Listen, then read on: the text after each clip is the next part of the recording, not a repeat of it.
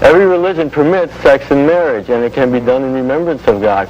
But every religion forbids sex outside of marriage, because it's done against the codes of God, because God is a person. And there are ways that you can get in contact with him and ways in which you will lose contact with him. And it's all done according to our own desire. We have to purify our desire. We are dressing this way. Of course, you don't have to wear robes or shave your head to love Krishna. That is not the criterion. Why is that needed? Why do you do that? We do it because it is recommended in the scriptures as a kind of meditation. So that every time we look at what we're wearing or we feel our shaved heads, we're reminded about what we're doing.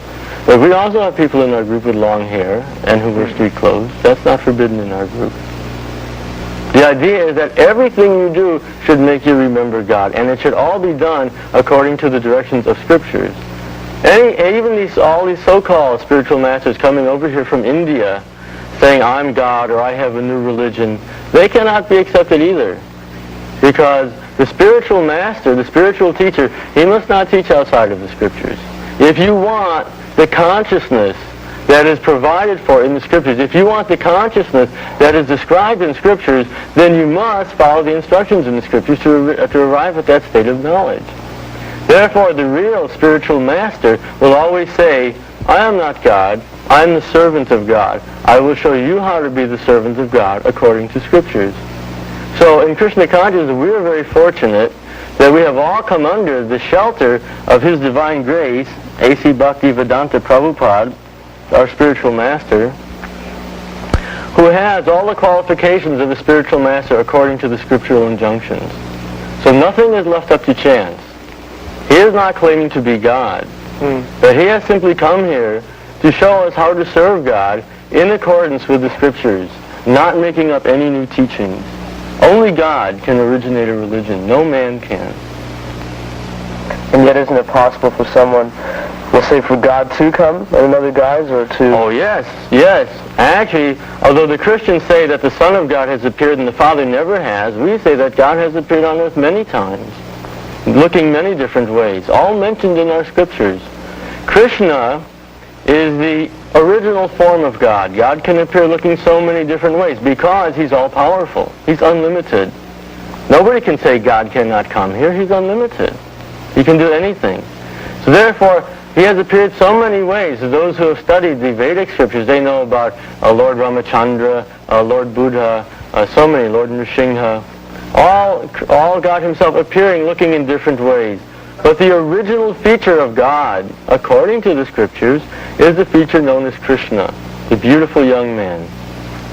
Just as there was at the beginning of the show, I think they showed some pictures of Krishna.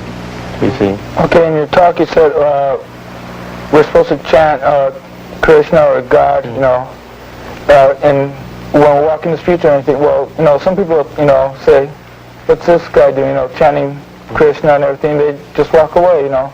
So, well, you can do it, but, you know, what's the use when nobody will follow you? It's just be a couple of people, but... Or if you can save just one person, you've done a great thing. First of all, you have to get your own self started on this path of back to Godhead. And then you can transmit. So what if people think you're crazy? You're a Christian. Look what they did to Jesus. Look what they said about Jesus. But He never stopped because not enough people would follow Him. He never stopped. In fact, He encouraged all of His disciples, even if people revile you, even if people say bad things about you, still you continue and you'll be blessed. Therefore, we cannot worry as long as we know that we are strictly following scriptural injunctions and that we are completely blameless. A devotee of God must be blameless on every level. Then if people think we're crazy, what can we do? Actually, one who is not trying to love God, he is crazy, because he does not know what is the benefit of human life. So the one who is not loving God, and the one who is making fun of those who love God, that person is crazy, because he doesn't know what is his human life. Well, there are a lot of things that, that I'd like to ask. I understand that you don't eat meat, for example, that the eating of meat is in conjunction with, say, warfare. Could you talk about that? Sure. Of course, we only eat according to scriptural injunction. And we only eat what can be first offered as a sacrifice to Krishna or to the Lord. So we only eat what is recommended in scriptures. Now, it is recommended not to serve meat and not to eat meat. And because we are serving God in this way, also we become harmless and friendly to all living creatures. Our main goal is to be devotees of God, but when you are a devotee of Krishna, all good things will follow. Just like we're not a vegetarian movement, or we're not a peace movement, but by being God-conscious, automatically vegetarianism, peacefulness is automatically there. Because when you come in touch with God, all good qualities will come. Therefore, we are harmless toward every living entity because of our service to God. That has made us a friend to living entities, not an enemy. No one has to fear a devotee of Krishna, not even an animal. And even in the Jewish and Christian religion where meat eating was permitted, it was permitted only as an act of sacrifice. It was never permitted by organized slaughterhouses, where the poor animals were just let in and butchered mercilessly without any connection with God. That isn't true in the Jewish religion, though. When a ritual slaughterer goes to slaughter, he has special training in killing the animal in the most painless way,